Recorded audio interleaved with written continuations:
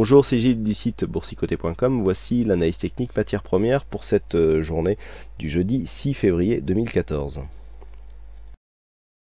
Nous commençons cette analyse par l'or, avec donc l'or qui ne veut toujours pas casser ici sa zone de résistance. Alors il y a plusieurs résistances sur ce graphe, c'est encore une fois c'est un marché très technique. Donc zone de résistance ici à 1256 $ l'once. On voit que les amplitudes ici entre les tests de cette zone sont en train de se rétrécir. Donc on pourrait faire figurer énormément de figures sur cette phase. On a une figure en Adam et Ève, alors même si les figures ici ne sont pas de la même amplitude, on a une phase assez ronde ici, même je dirais même presque carrée sur cette phase, et puis un peu plus triangulaire ici sur cette phase. Donc on aurait bien ici un petit Adam et Ève. Dans ce cas-là, il faudrait reporter ici l'amplitude qu'il y a entre 1240 et 1265 pour valider l'objectif, donc 15 $ l'once en cas de dépassement, ce qui nous ramènera à 1280. Et puis nous avons plusieurs contacts encore une fois. On voit, alors je vous disais hier que depuis ce point bas ici, à chaque fois que l'on testait, on revenait mais un peu moins bas. Et bien là c'est ce qui est en train de se passer, puisqu'on a eu ici une petite oscillation, retester, et puis là on revient chercher ici de la force du côté 1255. Donc les tests se multiplient. Le niveau ici oblique est en train de céder, puisque autant là c'était une ouverture, donc c'est possible qu'il y ait un gap et puis qu'on invalide. Ensuite les tests ici s'étaient fait vraiment dans l'épaisseur du trait. Encore une fois ici on a eu une attaque hier, on est revenu moyenne mobile 20 exponentielle. Ici on n'est même pas revenu sur la bolle inférieure, et là on se réattaque encore une fois à cette zone oblique. Donc on attend vraiment une cassure pour valider un changement de tendance. Avec ce nombre de cassures, il semble que ce ne soit qu'une question de temps.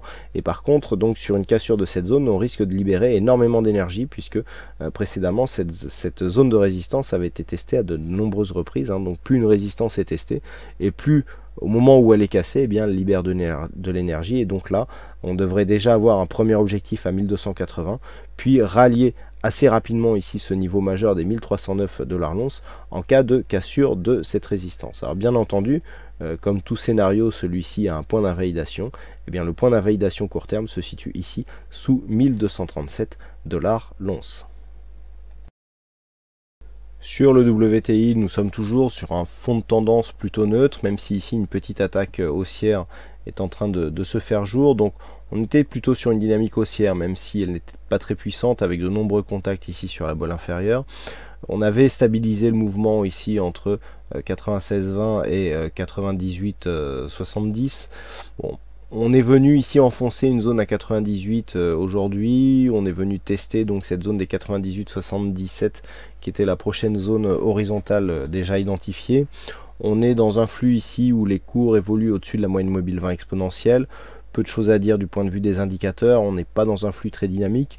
Donc il est possible ici que l'on s'extirpe de cette zone de range, que l'on se redirige vers les 100 $ le baril, mais ça manque de puissance. Donc au pire, si ça se faisait, le mouvement a l'air pour l'instant assez peu dynamique, et donc on voit mal aller, à moins qu'il y ait une cassure, dans ce cas là une cassure de tendance, mais dans un avenir direct, et en tout cas sur ces bases de dynamisme, nous avons peu de chances de l'atteindre rapidement. Donc pour l'instant on a une petite attaque haussière, à voir si cette attaque sera confirmée, mais on reste ici dans une évolution quasi neutre, même si elle est légèrement haussière.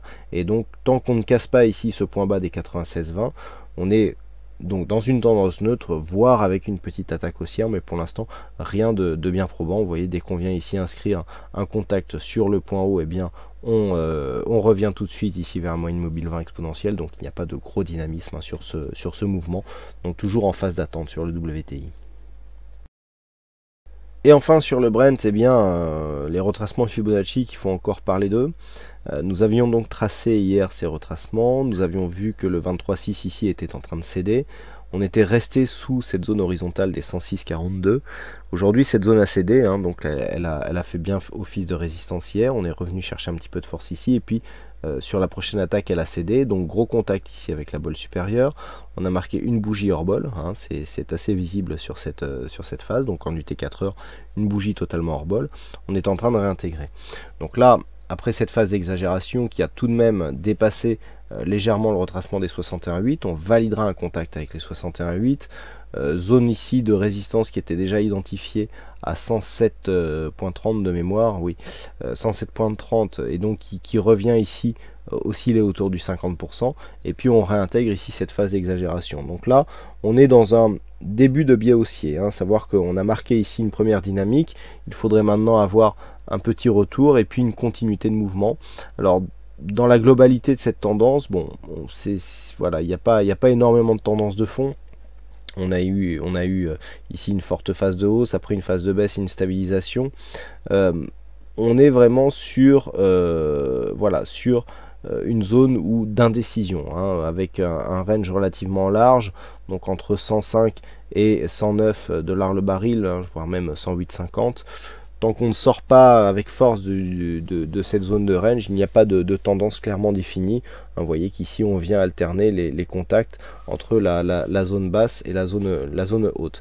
Donc là on a un premier signal, on peut, à partir du moment où on a ici une cassure du 61,8, eh bien on peut estimer que la probabilité de revenir ici sur cette zone de point haut à 108,40 eh bien peut être supérieure, mais pas de signal de suivi. Donc là on a eu première phase d'attaque ici, exagération, on va certainement revenir ici, quoique la configuration n'est pas encore trop surachetée et puis il n'y a pas encore eu le signal de retournement.